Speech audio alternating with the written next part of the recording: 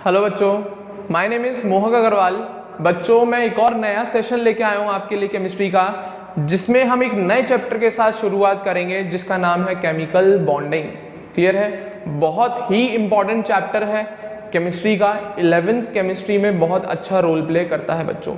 और इसी के साथ साथ ये बोलना चाहूँगा कि केमिकल बॉन्डिंग के बिना आपको इनऑर्गेनिक केमिस्ट्री पढ़ने की इजाज़त नहीं है। मैं कह रहा हूँ, अगर आपने केमिकल बॉन्डिंग नहीं समझा, नहीं पढ़ा, तो इनऑर्गेनिक केमिस्ट्री में आपको दिक्कत आएगी। इससे बढ़िया तो पढ़ो ही मत इनऑर्गेनिक।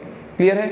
अगर पढ़नी चाहते हैं आप, इनऑर्गेनिक केमिस्ट्री ढंग से समझना चाहते हैं, तो प्लीज़ सब बच्चों से रिक्वेस्ट है, periodic classification and chemical bonding, ये दो बच्चों एक ऐसे चैप्टर हैं।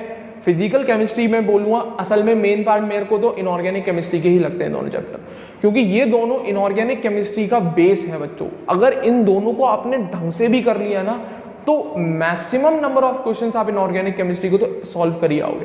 क्लियर है? क्योंकि most of the part of inorganic chemistry इन्हीं दोनों चैप्टर के कंसेप्ट्स पर बेस्ड है, या इन्हीं दोनों कंसेप्ट या इन्हीं दोनों चैप्टर के कंसेप्ट सारे आपके फॉलो होते हैं पूरी इनऑर्गेनिक केमिस्ट्री में। क्लियर है बच्चों? तो बहुत इंपॉर्टेंट चैप्टर है। जैसे कि पिछले सेशंस में मैंने आपको पीरियोडिक क्लासिफिकेशन पढ़ाया था, इन सेशंस में मैं आपको केमिकल बॉन्डिंग पढ़ाने जाऊंगा।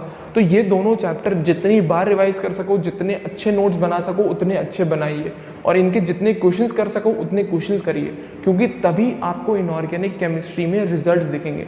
और ये बच्चों बात फैक्ट है, इनऑर्गेनिक केमिस्ट्री में 100% एक्यूरेसी लाना की गारंटी होती है।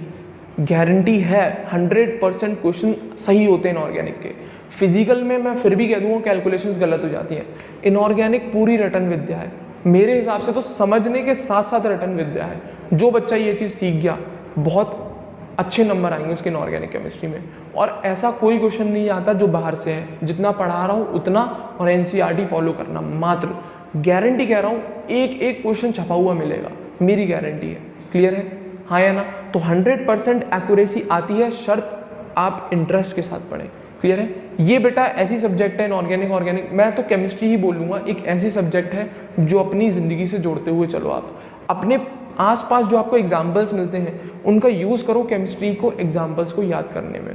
क्लियर है? आसपास जो आपको एग्जाम्पल्स देखने को मिलते हैं उनका यूज़ करो, इसको या इसके कंसेप्ट या इसके एग्जाम्पल्स याद करने में बहुत फ़ायदा मिलेगा, मैं खुद बता रहा हूँ। क्लियर है? हाँ या ना? तो मैं शुरू करने जा रहा हूँ केमिकल बॉन्डिंग। ध्यान से सुनिएगा बच्चों, और जिस बच्चे से पिछले चैप्टर्स नहीं सुने हैं, atomic structure and periodic classification, वो जाके प्लीज़ पहले उन्हें सुन ले इस चैप्टर को पढ़ने से पहले। क्लियर है? हाँ या ना? तो और अच्छे से समझ में आएगा, और कुछ नहीं है। भले ही रिलेशन कम है उन दोनों चैप्टर से, बट अगर उनको पढ़ लेगा तो एक आध जो एक्स्ट्रा पॉइंट में उन दोनों चैप्टर का यूज़ हो रहा होगा वो भी क्लियर होते चलेंगे। इसीलिए मैं बोल रहा हूँ उन दोनों चैप्टर को जाके एक बार रिवाइज कर लेना, तब इसको सुनना मज़ा और अच्छा आएगा आपको। क्लियर है? और अच्छे नोट्स बनेंगे। क्लियर है? तो शुरू करने जा रहा हूं मैं केमिकल बॉन्डिंग, ध्यान से सुनिएगा। केमिकल बॉन्डिंग चैप्टर बच्चों घुमा फिरा के केवल इसी पे डिपेंड है। इस चैप्टर में केवल बॉन्ड्स की बात करी है, केवल और केवल और केवल सबसे मेजर इंपॉर्टेंस इन्हें बॉन्ड्स को दी है कि बॉन्ड है क्या, बनता कैसे है, किस वजह से बनता है, कितने तरीके के होते हैं, कैसे बनाए जाते हैं, ये सारे कंसेप्ट इस चैप्टर में आपको पढ़ने को मिलेंगे। केमिकल बॉन्डिंग नाम ही ऐसा चैप्टर है भाई कि केमिकल या केमिस्ट्री या एलिमेंट्स या मॉलिक्यूल किस तरीके से रिश्ते बनाते हैं। बॉन्डिंग करना, बॉन्डिंग एक टाइप का रिश्ता होता है जो हम लोग रियल लाइफ में बनाते हैं, उसी फॉलो करो। यहाँ पे केमिस्ट्री में भी एलिमेंट्स उसी हिसाब से रिश्ते बनाते हैं। सीधी बात है, मैं मेरे फ्रेंड्स जितने ज़्यादा हैं, मेरा भाई, मेरे माता पिता, मेरे दोस्त XYZ, मेरे टीचर्स, वो सब के साथ क्या मेरी बॉन्डिंग है कि नहीं है? किसी के साथ अच्छी बॉन्डिंग है मेरी, किसी के साथ बेकार बॉन्डिंग है। सीधी बात है, दोस्तों से थोड़ा कुछ अच्छे फ्रेंड्स हैं, बहुत ज़्यादा क्लोज फ्रेंड्स हैं, कहते हैं ना क्लोज फ्रेंड्स और दूर के दोस्त, तो ये अलग अलग रहता है ना कि ये क्यों क्लोज फ्रेंड्स है, क्योंकि आपका उनके साथ इंटरेक्शन अच्छा है। और वो दूर के फ्रेंड्स क्यों हैं आपके, क्योंकि आपका उनके साथ इंटरेक्शन कम है। कुछ कहते हैं ना FB friends and close friends, ज़मीन आसमान का फ़र्क है। कुछ कुछ कह देते हैं व्हाट्सएप फ्रेंड्स, होते हैं भाई। हाँ या ना? XYZ मुझे पता नहीं, होते हैं WhatsApp friends, Facebook friends, close friends. तो भाई सबके साथ बॉन्डिंग अलग है, उनके साथ केवल व्हाट्सएप तक रिलेशन है, फेसबुक के साथ फेसबुक तक रिलेशन है, जानते हैं उसे, हाय हेलो होती रहती है। बट क्लोज फ्रेंड्स, अब साथ में घूमते हो, फिरते हो, बातचीत करते हो, कुछ डिसीजन में हेल्प करते हैं, तो सबके साथ अलग अलग बॉन्डिंग रहती है। तो वो भाई एक तरीके के बॉन्ड ही तो है आपके। क्या है वो? एक तरीके के बॉन्ड जो इसके साथ आपका अलग तरीके का रिलेशन है, व्हाट्सएप पर आपका अलग तरीके के दोस्त हैं, फेसबुक पे आपके अलग तरीके के दोस्त हैं, इंस्टाग्राम पे आपके अलग तरीके के दोस्त हैं, तो हर जगह आपकी बॉन्डिंग अलग अलग है। इसी तरीके से एटम्स, मॉलिक्यूल्स, एलिमेंट्स, ये सब भी अलग अलग तरीके के बॉन्ड्स बनाते हैं।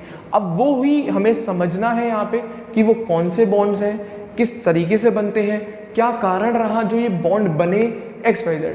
पूरा घुमा फिरा के चैप्टर सब कुछ बॉन्ड पर है। अब भाई इस पर चैप्टर है तो ये है क्या, ये भी बताओ सर। हाँ, ये भी बताते हैं। बॉन्ड असल में एक टाइप का रिलेशन है बच्चों। क्या है? एक टाइप का रिश्ता है, रिलेशन है, उसे ही हम लोग बॉन्ड का नाम देते हैं।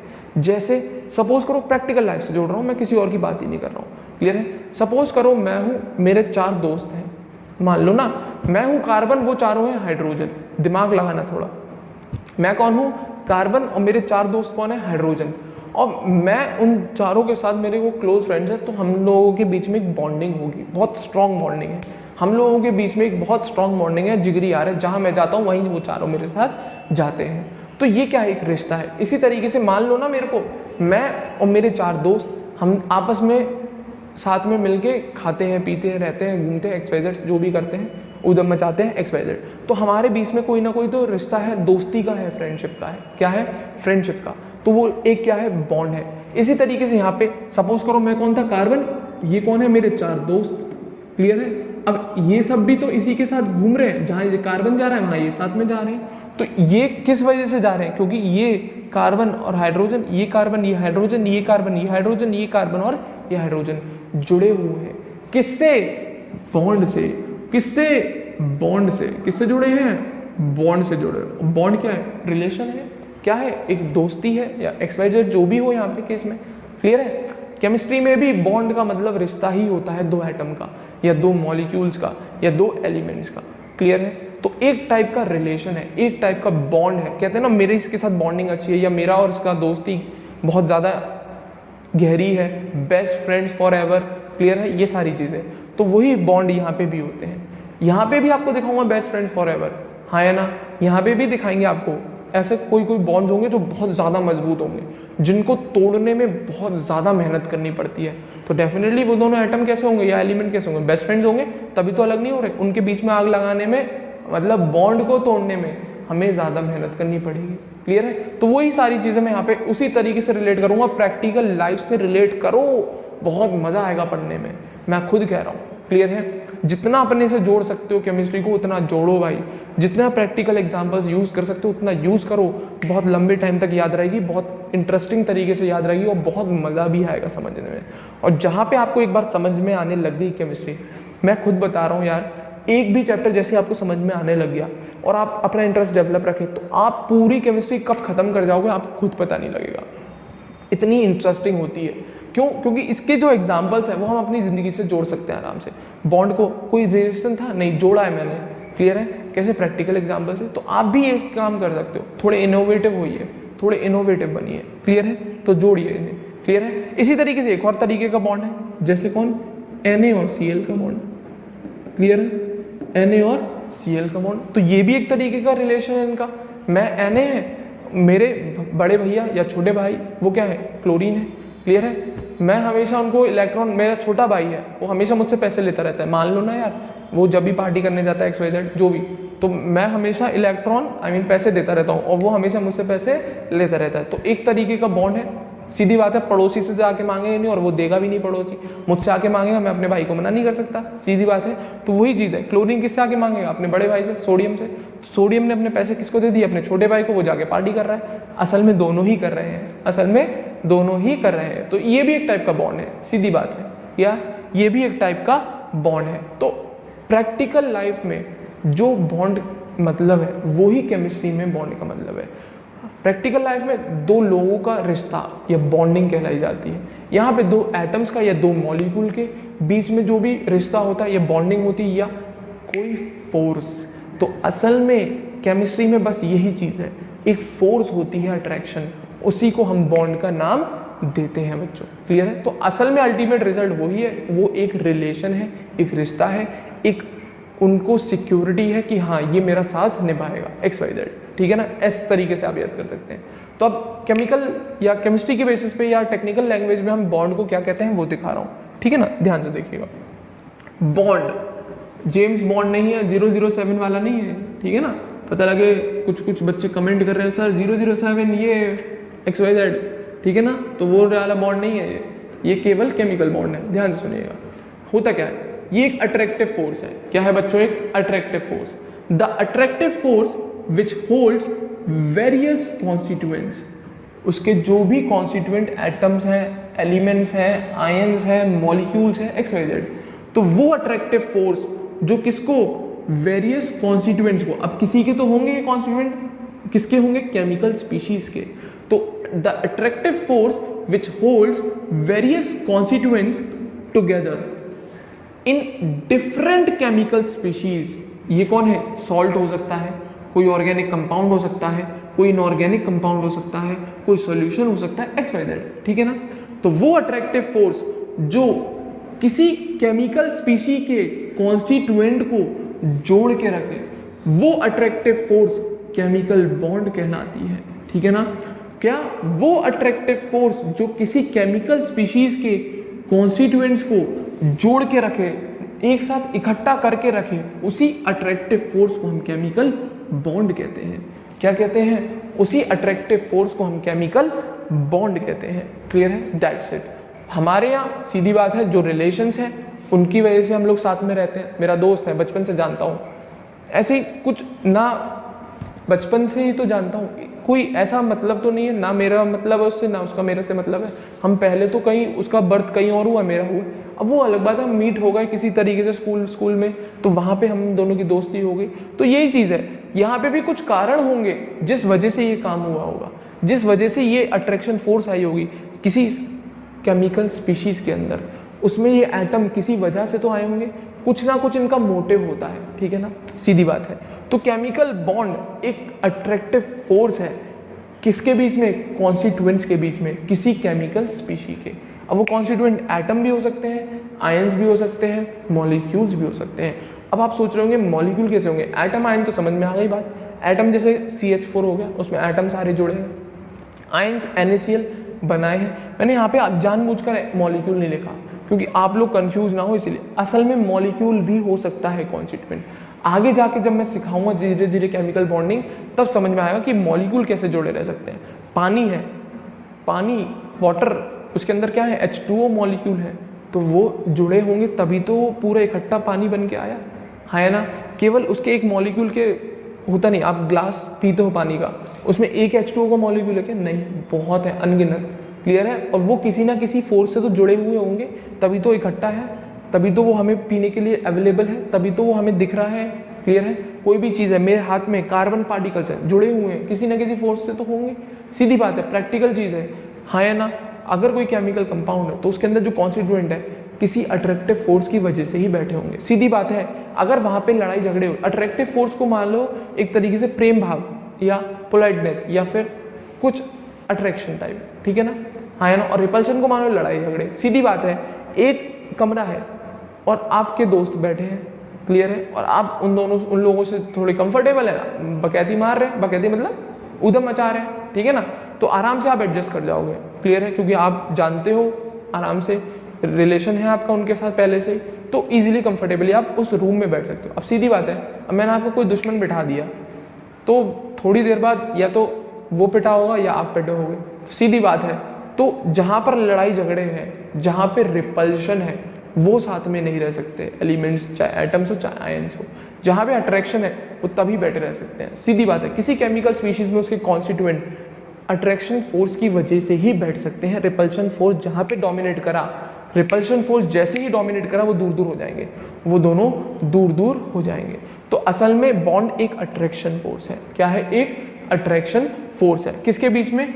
कॉन्स्टिट्यूएंट्स के बीच में। किसके? किसी केमिकल स्पीशीज के। क्लियर है? चलिए आगे देखिएगा। अब बात आती है रीजन क्या है। तो ये तो बात हो गई सर, केमिकल बॉन्ड आपने बता दिया जो हमें पढ़ना है पूरे चैप्टर में। क्लियर है? और हाँ, एक टाइप का बॉन्ड नहीं होता, बहुत डिफरेंट टाइप के बॉन्ड होते हैं। क्लियर है? वो भी इसी सेशन में मैं आपको बता दूंगा, नाम बता दूंगा, डिस्कस आगे भले कर लेंगे। क्लियर है? एक बॉन्ड नहीं होता, बहुत मल्टीपल, बहुत डिफरेंट टाइप के बॉन्ड होते हैं। सीधी बात है, आपका जो आपके कनेक्शंस हैं, आपके दोस्त भी हैं, आपके भाई भी हैं, आपके माता पिता भी हैं, आपके टीचर्स भी हैं, तो इतने टाइप के बॉन्ड्स हैं तो सही आपके पास। आपके दोस्तों के साथ फ्रेंडशिप वाला बॉन्ड है, भाई के साथ ब्रदरहुड वाला बॉन्ड है, आपके टीचर्स के साथ गुरु शिष्य वाला बॉन्ड है, आपके माता पिता के साथ माता पिता वाला बॉन्ड है। तो अलग अलग बॉन्ड्स हैं आपके पास भी। इसी तरीके से यहाँ पे भी हर एलिमेंट एक टाइप का बॉन्ड नहीं बनाता, उसके पास मल्टीपल बॉन्ड भी दिख सकते हैं, डिफरेंट काइंड्स के बॉन्ड भी दिख सकते हैं। ऐसा कोई कंपल्शन नहीं है, उसको जैसी कंडीशन मिलेंगी वो उस टाइप का बॉन्ड बना लेगा, बिल्कुल बना लेगा। और बॉन्ड क्यों बनते हैं उसी का रीजन अब बता रहा हूँ। बॉन्ड क्यों बनते हैं उसी का ही रीजन अब बता रहा हूँ। तो cause of chemical bond combination या बॉन्ड क्यों बनते हैं। असल में बॉन्ड तभी तो बनेंगे जब केमिकल्स कंबाइन करेंगे या एलिमेंट्स कंबाइन करेंगे, तो वही लिखा है कॉज ऑफ केमिकल कॉम्बिनेशन, तभी उसके बाद बॉन्ड बनता है। ये थोड़ी बिना बॉन्ड पहले बॉन्ड बन गया तब कॉम्बिनेशन, भाई कॉम्बिनेशन हुआ होगा तभी तो बॉन्ड बने हैं। तो अब ये कॉम्बिनेशन हुआ ही क्यों, इसका कोई तो कारण होगा, बिल्कुल कारण है। 2 रीजन पढ़ाऊंगा बच्चों आपको, 2 रीजन पढ़ाऊंगा कि बॉन्ड बनने की वजह क्या है। क्लियर है?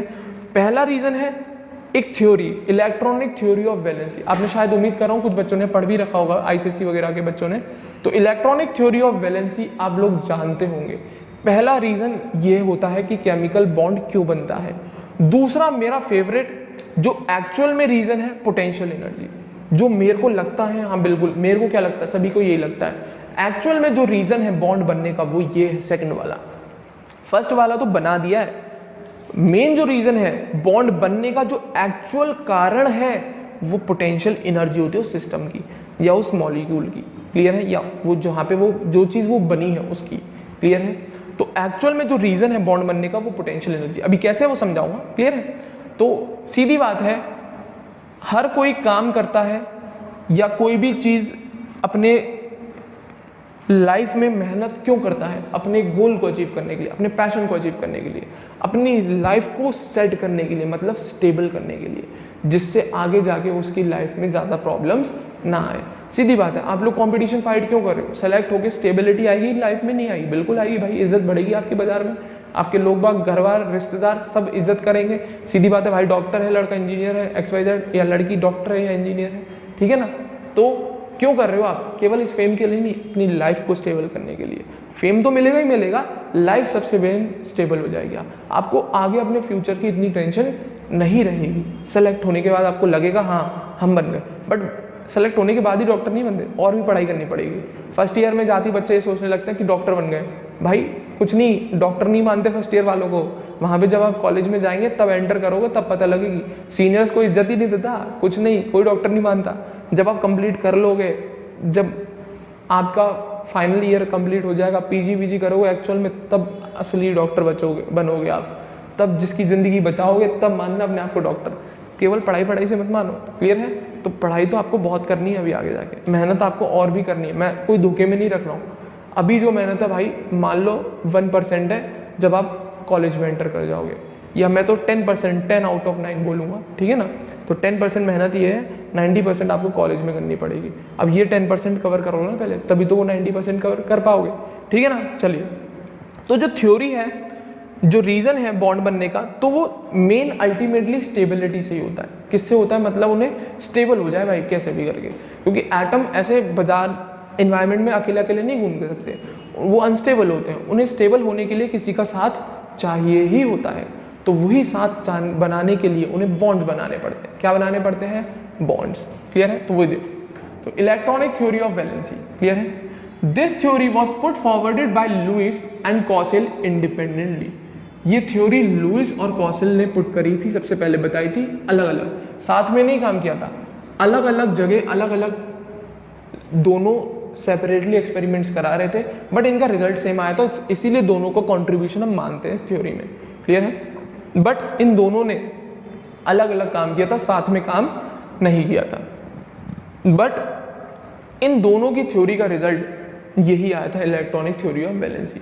जो लुइस ने रिजल्ट दिए थे वही कॉसेल ने दिए थे। क्लियर है? दूसरी बात, this theory was further modified by Langmuir. सीधी बात है, ये थ्योरी फर्दर LA है बच्चों, है लैंगमुइर ने मॉडिफाई करी। सीधी बात है, हर कोई थ्योरी जब भी नई बताता है तो एक्सेप्ट तो कर ली जाती है, बट धीरे धीरे उस थ्योरी पे भी काम चलते रहते हैं, जिससे उस थ्योरी को हम और रिफाइन कर सकें और परफेक्ट बना सकें, तो और मॉडिफिकेशन होते रहते हैं, ठीक है ना।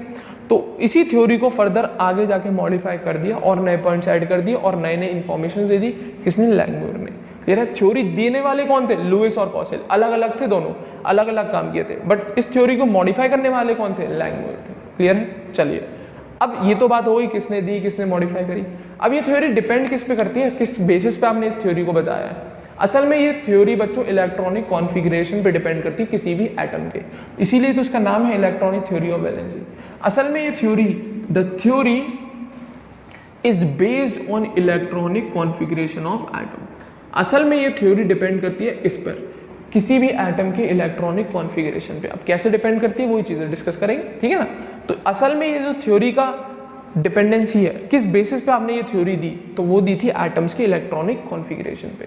क्लियर है। और जिस बच्चे को इलेक्ट्रॉनिक कॉन्फ़िगरेशन नहीं आते, जिसने नहीं पढ़ा है, वो जाके मेरे एटॉमिक स्ट्रक्चर के सेशंस देखे, वहाँ पे मैंने पूरा डिटेल में विद रूल्स सारी चीज़ें सिखाई हैं।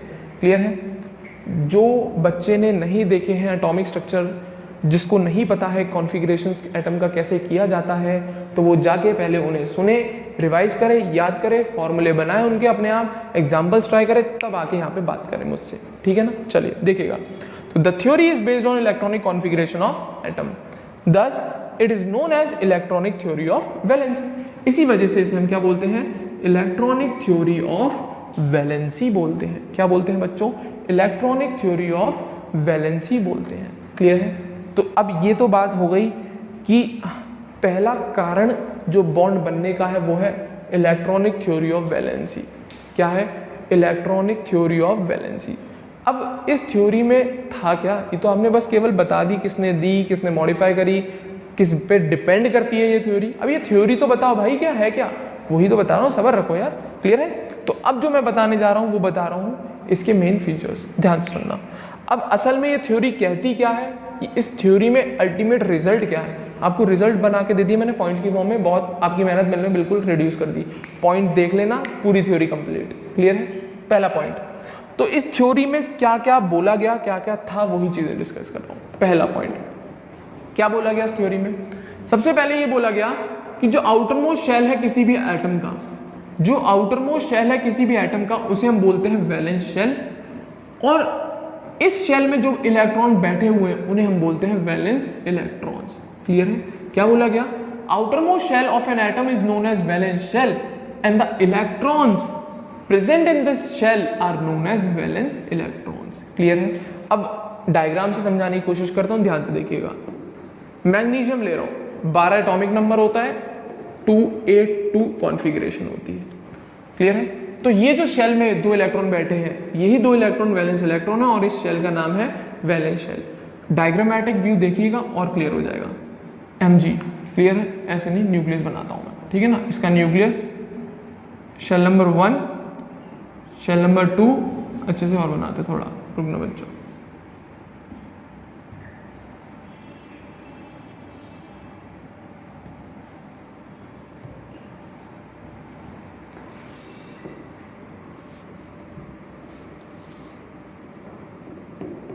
ये आगे इसका न्यूक्लियस दिख रहा होगा, shell number 1, shell number 2, shell number 3। Clear है। पहली शेल में 2 इलेक्ट्रॉन मात्र, दूसरी शेल में 8 इलेक्ट्रॉन,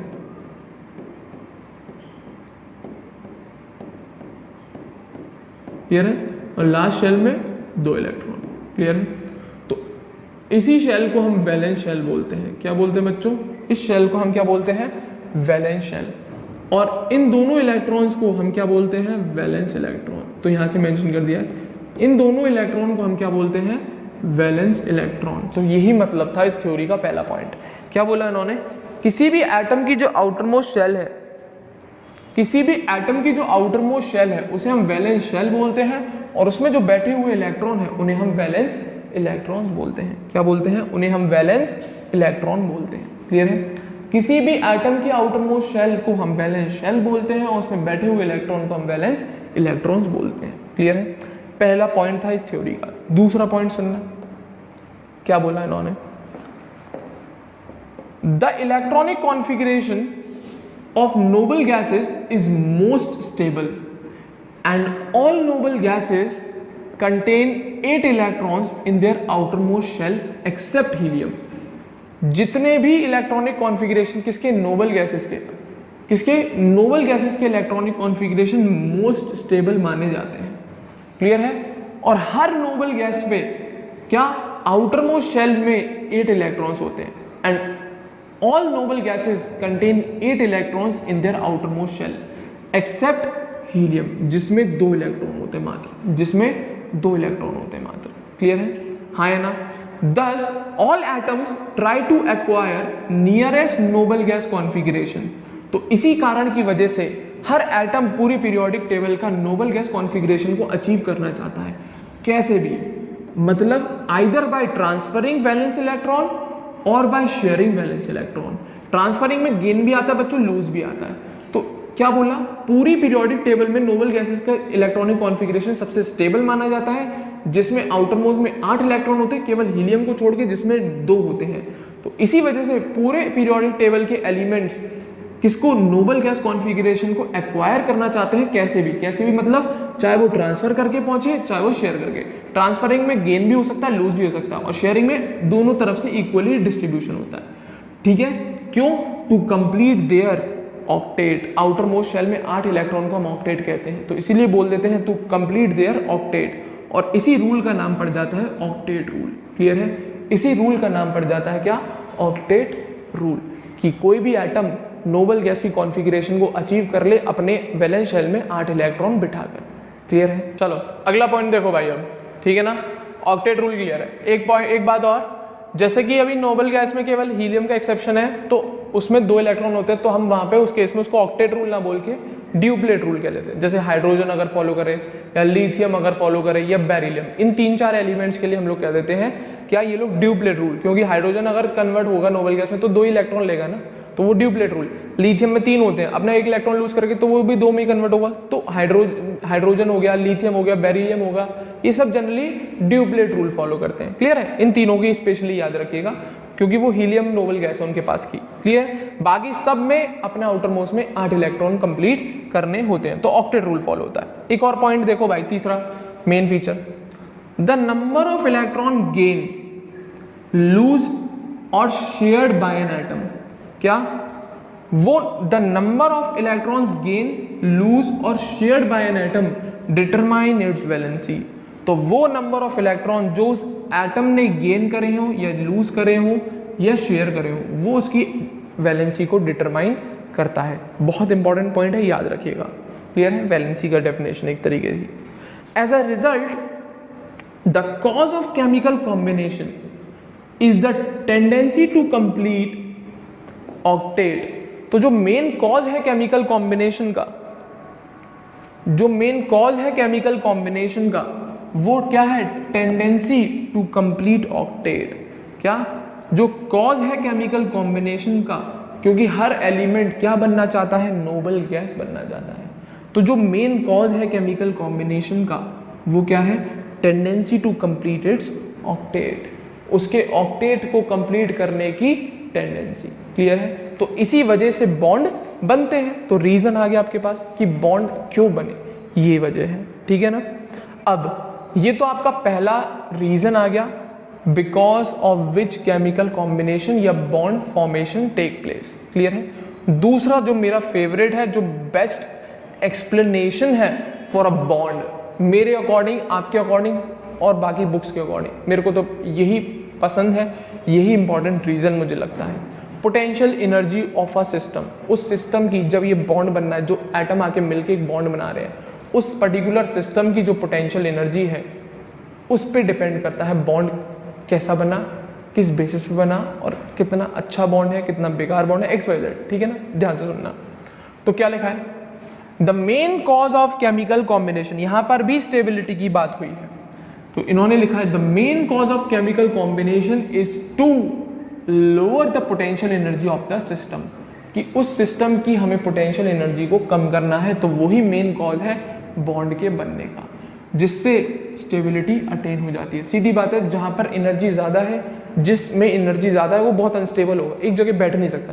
क्लास में आपने पर देखे होंगे कुछ ऐसे बच्चे होते हैं हाईली एनर्जेटिक, वो एक सीट पे रुकती नहीं, कभी इधर कभी उधर कभी उधर कभी उधर, अनस्टेबल। कुछ इतने ही सुस्त होते हैं बेचारे, एक कोने में बैठे रहते हैं, बस वहाँ से उनको बस उठने की मत कहो।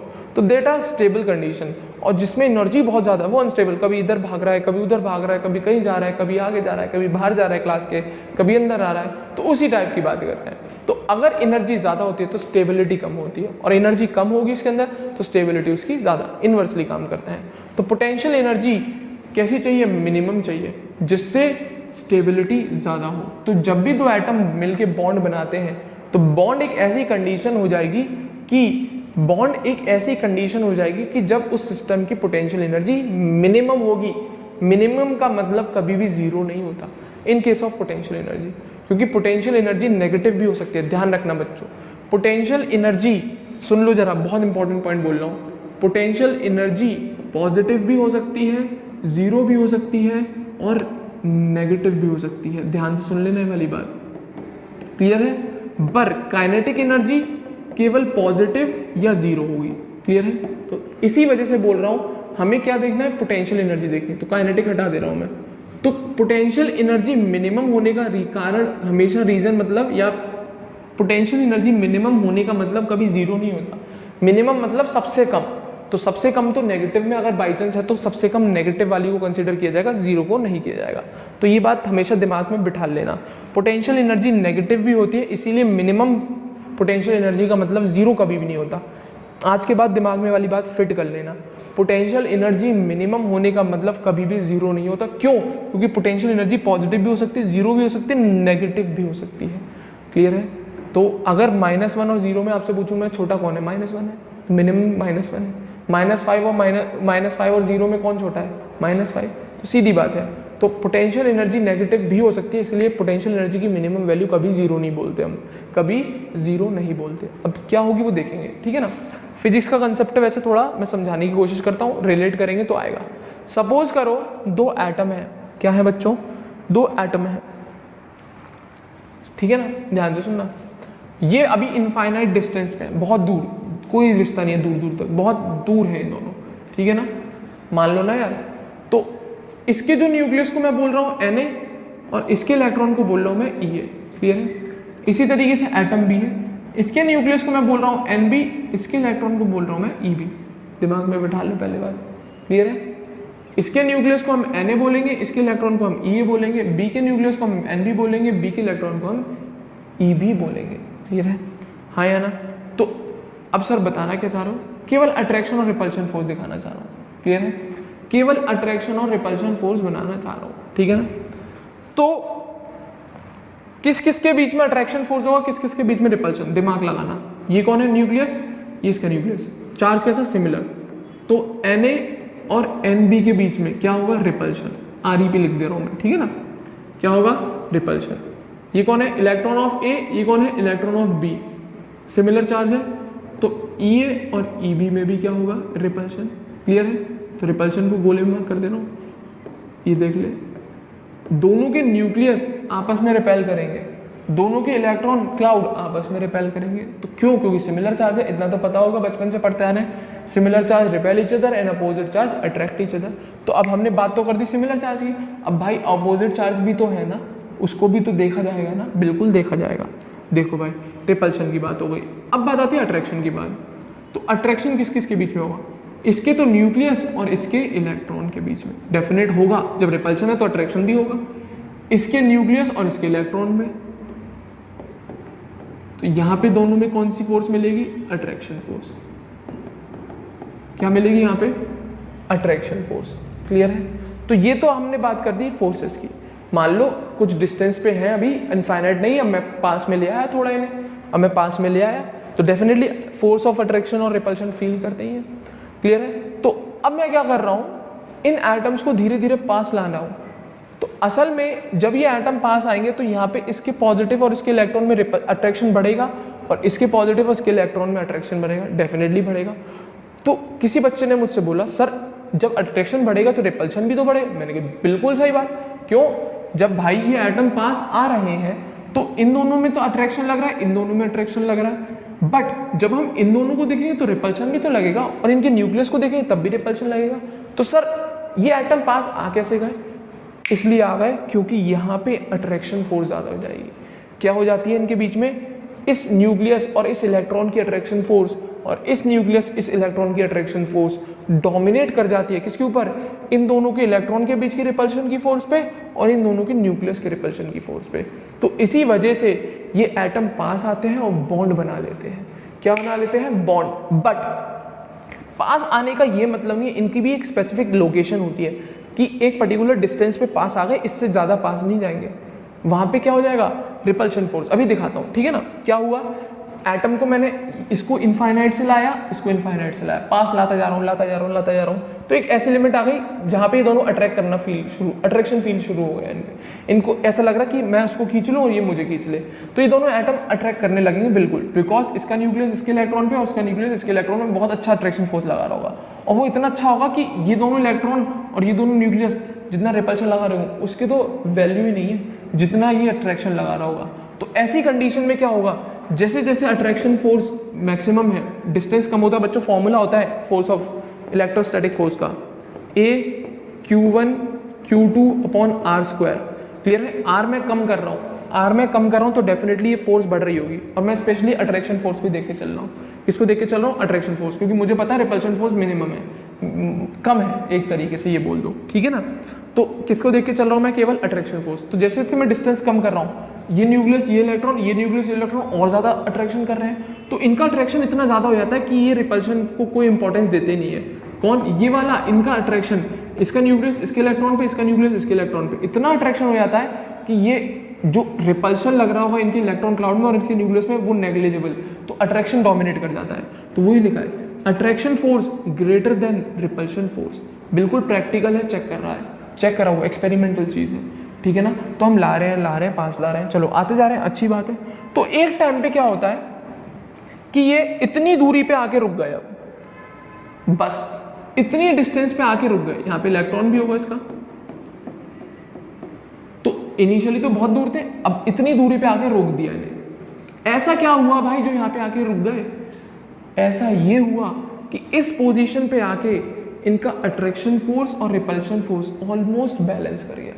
तो इस पर्टिकुलर डिस्टेंस के अगर आप और अंदर प्रेस करोगे या इस पर्टिकुलर डिस्टेंस को और कम करोगे, तो यहाँ पे जो पहली कंडीशन थी ना, attraction force dominate over repulsion force, वो कंडीशन ऑपोजिट हो जाती है। वो कंडीशन ऑपोजिट हो जाती है।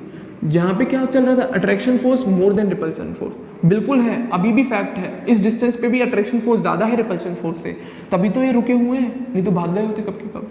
तो अगर मैं इनको और फर्दर प्रेस करूँगा अंदर और डिस्टेंस कम करूँगा, तो उस कंडीशन में क्या होगा? ये इलेक्ट्रॉनिक रिपल्शन, इसका इधर दिखा देता हूँ डायरेक्शन, ये इलेक्ट्रॉनिक रिपल्शन और ये न्यूक्लियर रिपल्शन डोमिनेट कर जाएगा इस अट्रैक्शन पर। अगर मैंने इस पर्टिकुलर डिस्टेंस के आगे इनको और पास लाने की कोशिश करी, तो इनके न्यूक्लियस और इनके इलेक्ट्रॉन और तेजी से रिपेल करने और रिपल्शन शो करने लगेंगे और स्टेबिलिटी बिगड़ जाएगी सिस्टम की। तो इस कंडीशन पे आके, ऐसी कंडीशन है जब अट्रैक्शन फोर्स और रिपल्शन फोर्स लगभग बराबर, एटम आराम से बैठ गया, इसको और ज़्यादा मेहनत करने की ज़रूरत नहीं है। तो ये वो पर्टिकुलर ऑप्टिमम डिस्टेंस है। तो ये क्या है? वो ऑप्टिमम डिस्टेंस जहाँ पे इसकी एक्चुअल में जब हम बोलेंगे तो पोटेंशियल एनर्जी मिनिमम होगी। ये वो ऑप्टिमम डिस्टेंस है बच्चों जहाँ पे इस सिस्टम की पोटेंशियल एनर्जी कैसी होगी? मिनिमम होगी। इस सिस्टम की potential energy minimum, but still अगर हम बोले यहाँ पे अट्रैक्शन फोर्स फिर भी ज़्यादा रहेगा रिपल्शन फोर्स से, अभी बराबर नहीं हुए, अट्रैक्शन फोर्स ही डोमिनेट कर रहा है, तभी ये एटम रुके हुए हैं। अगर डोमिनेट नहीं कर रहा होता ना, तो ये दोनों एटम फ्री हो जाते। अगर रिपल्शन फोर्स और अट्रैक्शन फोर्स बराबर हो जाता तो नेट फोर्स जीरो, ये फ्री हो जाते हैं एटम से। ये क्या हो जाते हैं? फ्री, कहीं पे भी जाने के लिए फ्री हो जाते हैं। इनको कोई फील ही नहीं होता, ना कुछ अट्रैक्शन लगता ना रिपल्शन। बट ये ऑप्टिमम डिस्टेंस पे बराबर नहीं कह रहा हूँ, डोमिनेट अट्रैक्शन ही करेगा, डोमिनेट अभी अट्रैक्शन, क्योंकि उसी की वजह से, उसी फोर्स की वजह से दोनों बैठे हुए चुपचाप बेचारे। बट ये जरूर है, इस डिस्टेंस के आगे और पास नहीं आ सकते। क्यों? अगर और पास आने लगे तो ये सिंबल ऑपोजिट हो जाएगा, अट्रैक्शन फोर्स कम हो जाएगी और रिपल्शन फोर्स डोमिनेट कर जाएगी, और इस सिस्टम की स्टेबिलिटी सब तहस नहस, और ये एटम दूर भागने लगेंगे, ये एटम दूर भागने लगेंगे, फिर नहीं रुकेंगे, ना सुनेंगे किसी की, क्योंकि भाई हमें नहीं मतलब, अब तो लड़ाई हो गई, अब कोई आएगा बीच में मरेगा। तो ये एटम बहुत दूर दूर भाग जाते हैं। तो इस पर्टिकुलर डिस्टेंस को जहाँ पे उसकी पोटेंशियल एनर्जी मिनिमम होती है, उसी ऑप्टिमम डिस्टेंस को हम बॉन्ड लेंथ बोलते हैं। क्या बोलते हैं बच्चों? उसी ऑप्टिमम डिस्टेंस को हम बॉन्ड लेंथ बोलते हैं कि इस पर्टिकुलर डिस्टेंस के आगे ये दोनों एटम और पास नहीं आ सकते। क्यों? क्योंकि यहाँ की पोटेंशियल एनर्जी गड़बड़ा जाएगी और ये डिस्टेंस की वजह से प्रॉब्लम आएगी। इसी ऑप्टिमम डिस्टेंस को हम बॉन्ड लेंथ का नाम देते हैं। किसका नाम देते हैं? Bond length. क्योंकि ये वो डिस्टेंस है जहाँ पे ये दोनों एटम की पोटेंशियल एनर्जी मिनिमम, जीरो नहीं बोल रहा, मिनिमम बोल रहा हूँ। क्या बोल रहा हूँ? मिनिमम। क्योंकि potential energy positive, zero, negative तीनों होती है, तो मिनिमम होगी, जीरो नहीं बोल रहा हूँ। तो इसी बेसिस पे जब हमने एक ग्राफ बनाया पोटेंशियल एनर्जी और डिस्टेंस के बेसिस पे, तो ग्राफ कुछ ऐसा आता है, ध्यान से सुनना। ग्राफ कुछ ऐसा आता है, ध्यान से सुनना। जब एटम इनफाइनाइट पे है, ऐसा मान लेते हैं, बहुत ज़्यादा दूरी को हम इनफाइनाइट मानते हैं, बट पहुंचा तो नहीं होगा ना। तो इनफाइनाइट डिस्टेंस पे पोटेंशियल एनर्जी जीरो होती है, मिनिमम नहीं बोला, जीरो होती है। बट जैसे जैसे अब हम एटम को पास ला रहे हैं, जैसे जैसे एटम को पास ला रहे हैं, तो कौन सा फोर्स बढ़ रहा है बच्चों? Attraction force. कौन सा फोर्स बढ़ रहा है बच्चों? Attraction force. तो बच्चों जब एटम पास आते हैं, पोटेंशियल एनर्जी नेगेटिव होती है। पहली बात तो ये ध्यान रखो, पोटेंशियल एनर्जी नेगेटिव होती है। तो जैसे जैसे हम एटम्स को पास लाते हैं, तो इसका नेगेटिव वैल्यू बढ़ती जाती है, नेगेटिव वैल्यू बढ़ती जाती है। बट अगर आप मैथमेटिकल के हिसाब से देखेंगे तो आप कहेंगे पोटेंशियल एनर्जी घट रही है। अगर आप मैथमेटिकल फॉर्म के हिसाब से नेगेटिव को कंसीडर करके बोलेंगे तो बिल्कुल पोटेंशियल एनर्जी घटती ही मानते हैं, क्योंकि -20 और 0 मेरे ख्याल से ये कम होता है। तो डेफिनेटली पोटेंशियल एनर्जी नेगेटिव होने की वजह से हम ये बोलते हैं कि इनफाइनाइट से जैसे एटम पास आने शुरू होते हैं, धीरे धीरे पास ला रहे हैं एटम को और पास ला रहे हैं, तो पोटेंशियल एनर्जी घटती है। क्या करती है पोटेंशियल एनर्जी? क्योंकि नेगेटिव होती है बच्चों, पोटेंशियल एनर्जी क्या करती है? डिक्रीज करती है। इनफाइनाइट पे क्या है? 0। और धीरे धीरे धीरे धीरे धीरे धीरे आते आते ये कौन सी डिस्टेंस? बॉन्ड लेंथ वाली डिस्टेंस पे, यहाँ पे मैक्सिमम नेगेटिव हो गई। नेगेटिव है ये, 0 के नीचे ये नेगेटिव वैल्यू है, ये पॉजिटिव वैल्यू है। क्लियर है? तो असल में पोटेंशियल एनर्जी का जो फॉर्मूला लिखते हो तो उसमें माइनस आता है, नेगेटिव टर्म होता है। कैसा टर्म होता है? नेगेटिव। और यहाँ पे ये नेगेटिव टर्म सिंबलाइज कर रहा है अट्रैक्शन फोर्स को। यहाँ पे पोटेंशियल एनर्जी का नेगेटिव होना बच्चों सिंबलाइज करता है अट्रैक्शन को। ध्यान रखने वाली बात, फिट कर लो दिमाग में, फिजिक्स में भी आएगा, रिपीट हो गए, वहाँ पे पार्टिकल से समझाएंगे सर। तो पोटेंशियल एनर्जी का नेगेटिव होना मतलब उसको अट्रैक्शन फोर्स को सिंबलाइज करता है कि यहाँ पे एटम के बीच में अट्रैक्शन फोर्स होगा, तभी इनकी पोटेंशियल एनर्जी नेगेटिव है। क्योंकि फॉर्मूला होता है Q1 Q2/r², ठीक है ना। ध्यान रखना, पोटेंशियल एनर्जी का नेगेटिव होना सिंबलाइज करता है उन दोनों पर्टिकुलर स्पीशीज या उन दोनों पर्टिकुलर एटम के बीच में अट्रैक्शन फोर्स है। क्या है? Attraction force. तो जैसे हम इनफाइनाइट पे लाते, इनफाइनाइट पे तो कोई अट्रैक्शन नहीं है, दूर दूर बैठे उन्हें कोई मतलब नहीं, तो पोटेंशियल एनर्जी 0। जैसे हम पास ला रहे हैं एटम को, पास ला रहे हैं और पास ला रहे हैं और पास ला रहे हैं, तो कंडीशन बना देता हूँ आपके लिए। ये 2 एटम है प्लस छोटा सा, यहाँ की distance infinite, potential energy 0।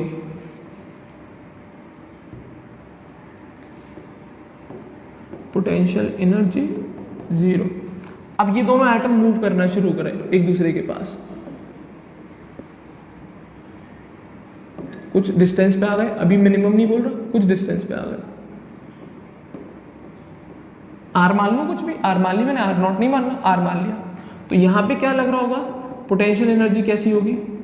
Negative. कैसी होगी बच्चों? Potential energy negative. जैसे जैसे पास आ रहे हैं, अट्रैक्शन फोर्स बढ़ रहा है। कौन बढ़ रहा है? अभी दिखाया, डोमिनेट करता है। अट्रैक्शन फोर्स बढ़ रहा है तो नेगेटिव में वैल्यू जाती जा रही है, जाती जा रही है, जाती जा रही है।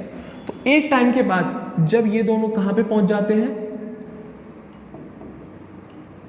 यहाँ के इसके न्यूक्लियस से न्यूक्लियस R0 पर पहुंच जाते हैं, तो पोटेंशियल एनर्जी मिनिमम, मतलब हाईली नेगेटिव, कि इससे कम वैल्यू होगी नहीं, इससे कम वैल्यू होगी नहीं। तो वो ये रहा पॉइंट।